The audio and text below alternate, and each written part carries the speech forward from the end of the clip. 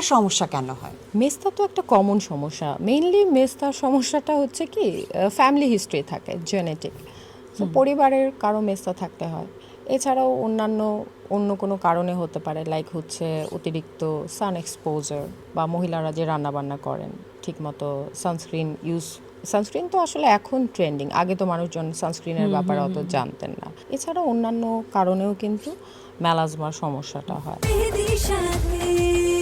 মমতাজ মেহেদি, প্রিয়জন প্রিয়তমার মেহেদি। সলিউশন কি? সলিউশন বলতে মেস্তা আমি বলি যে খুবই খারাপ ধরনের একটা স্কিন ডিজিজ।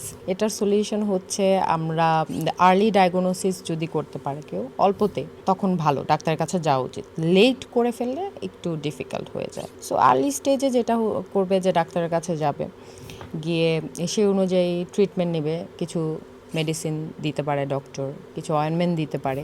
আমরা যেমন হচ্ছে মেস্তার জন্য কিছু প্রসিডিওরও করি।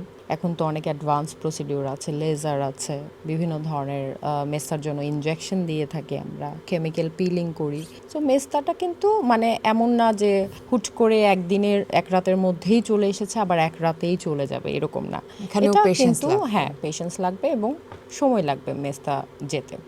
মেস্তার